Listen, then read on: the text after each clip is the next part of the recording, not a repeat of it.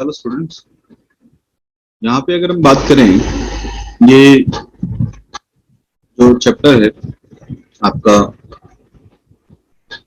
NCERT का chapter number 4 है आपका मोशन इन ए प्लेन। उसका क्वेश्चन है ये, इसको हम डिस्कस करते हैं क्योंकि एनसीईआरटी के जो जितने भी क्वेश्चन हैं ऑब्जेक्टिव हो, वो चाहे सब्जेक्टिव क्वेश्चन हो, वो नीट पॉइंट ऑफ व्यू से सारे इंपॉर्टेंट है।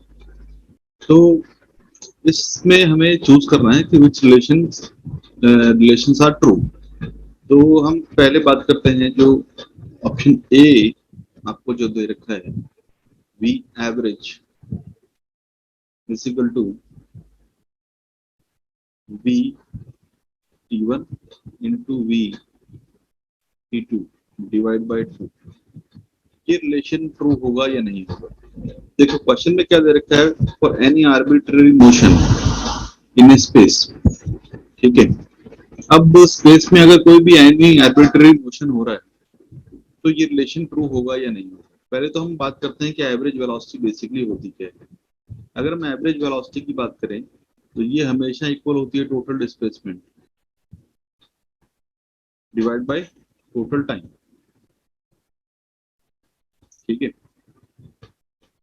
अब पार्टिकल का जो मोशन है वो है time t is equal to T1 से लेकर के T2 तक। ओके, तो अगर हम टोटल डिस्प्लेसमेंट की बात करें तो टोटल डिस्प्लेसमेंट वो होगा, वो है टोटल डिस्प्लेसमेंट हमारा किसके इक्वल होता है हमेशा, वो होता है फाइनल पोजीशन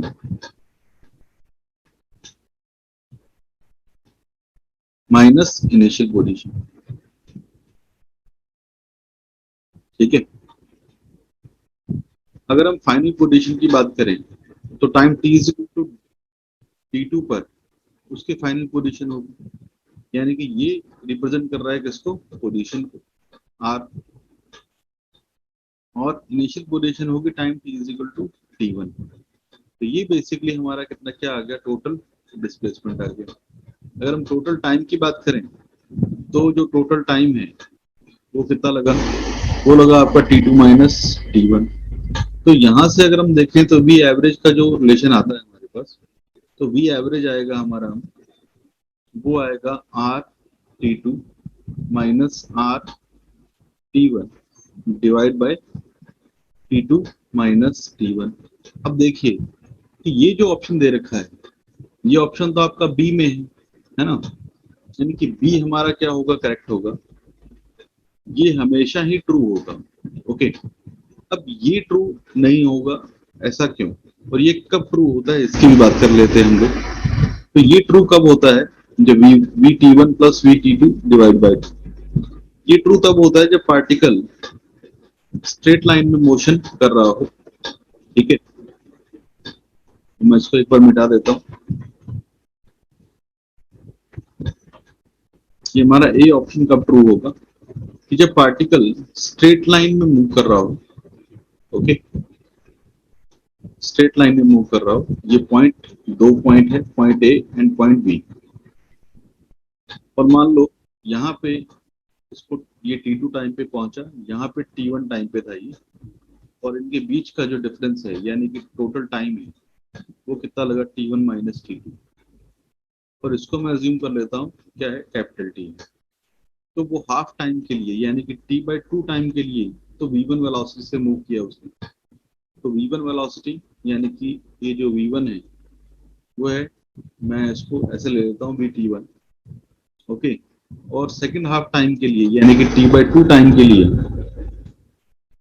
उसने मूव किया V2 वेलोसिटी से, और V2 वेलोसिटी यहाँ पे क्या है, VT2। ओके, तो हाफ टाइम के लिए इतना और हाफ टाइम के लिए। तो अगर हम टोटल डिस्प्लेसमेंट की बात करें तो टोटल डिस्प्लेसमेंट कितना होगा, तो टोटल डिस्प्लेसमेंट को मैं अज्यूम कर ले सकता हूँ कि ये मान लो जब T2 टाइम T/2 टाइम के लिए चला V1 वेलोसिटी से, तो टोटल डिस्प्लेसमेंट D1 किसके इक्वल हुआ आपका, वो हुआ V T1 इंटू T/2। ठीक है, ये d1 हुआ, d2 कितना हुआ, v t2 into capital t/2।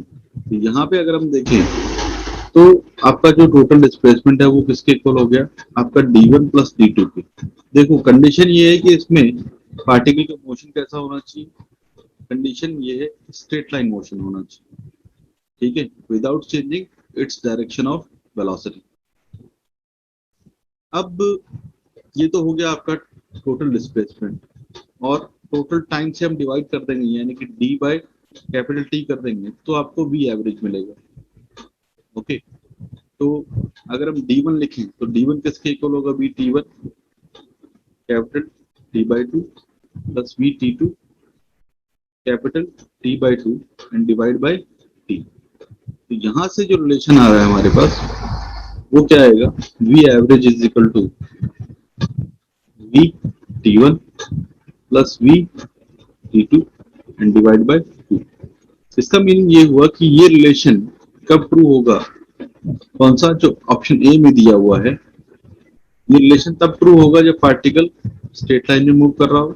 दूसरी कंडीशन, जब ये स्ट्रेट लाइन में मूव कर रहा हो तो हाफ टाइम के लिए v1 वेलोसिटी से चला हो और बाकी नेक्स्ट हाफ टाइम के लिए v2 वेलोसिटी से चला हो, तभी ये रिलेशन ट्रू होगा हमेशा। पर इसमें अपने को दे रखा है कि फॉर एनी आर्बिट्ररी मोशन, तो ये हमेशा ट्रू नहीं होगा।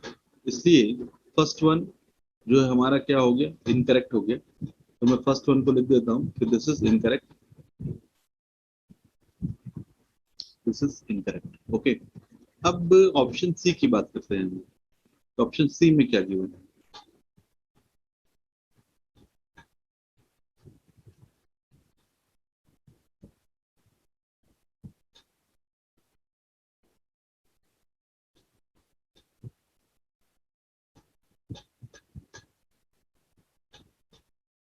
ऑप्शन सी में आपको दे रखा है कि velocity at any time t is equal to v0 plus a into T. उसको थोड़ा सा और मैं रिफाइन करके लिखूं तो ये है आपकी time t is equal to zero पर वेलोसिटी, यानी कि time t is equal to zero पर कोई वेलोसिटी होगी तो हम उसे बोल सकते हैं इनिशियल वेलोसिटी, यानी कि ये किसके इक्वल है, इनिशियल वेलोसिटी। ओके, मैं लिख देता हूँ कि this is equal to initial velocity.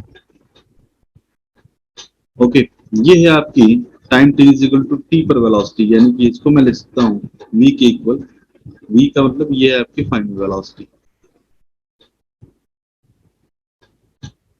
अब यहाँ पे आप देखिए कि final velocity is equal to initial velocity plus a into total time. ऐसा ही आ गया। ये इक्वेशन कब एप्लीकेबल होती है, ये इक्वेशन हमेशा एप्लीकेबल नहीं होती, ये आपको थोड़ा ध्यान रखना है। क्यों नहीं है, because this relation is true only when particle is moving with constant acceleration, ठीक है। बट यहाँ पे ऐसा कुछ दिया नहीं है कि पार्टिकल जो है वो कांस्टेंट एक्सेलरेशन से मूव कर रहा है, इसका मतलब ये रिलेशन भी हमेशा ट्रू नहीं होगा। So this relation is always not true. This relation is only true when particle is moving with a constant acceleration. Now comes to the next point.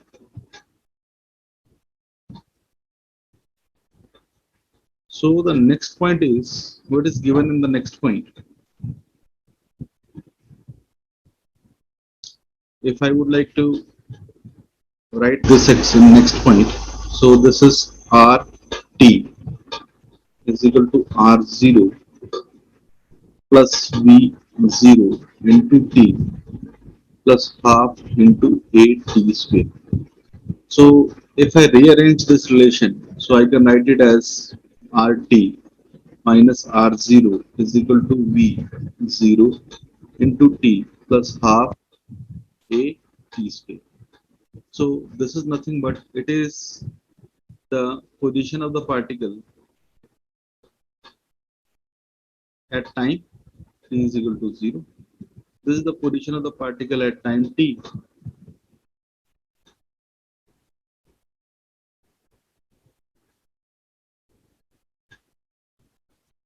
तो आप देखिए कि time t is equal to 0 पर position, time t is equal to t पर position. तो ये position का क्या है, डिफरेंस है। इसको मैं लिख सकता हूँ, अगर पोजीशन का डिफरेंस हो इसका मतलब वो क्या है, डिस्प्लेसमेंट के इक्वल होता है। Displacement is equal to v0. v0 is nothing but it is a initial velocity.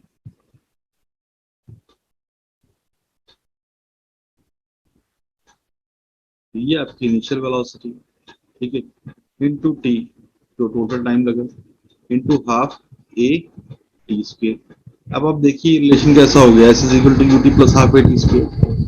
But ये रिलेशन हमेशा ट्रू नहीं होता, मैंने आपको पहले भी बताया था। This relation is true only when particle moves with a constant acceleration. Okay, so that's why this relation is not always true. This relation is true only when the particle is moving with constant acceleration. So this relation is also not true. Now comes to the next point, which is E. So the next option in which what is given, average acceleration. So first I would like to define the average acceleration, and the average acceleration is always whether it is constant or it is variable. Average acceleration is always equal to change in velocity divided by total time. So this relation is always true. ये relation हमेशा सही होता है. Okay, so this is the change in velocity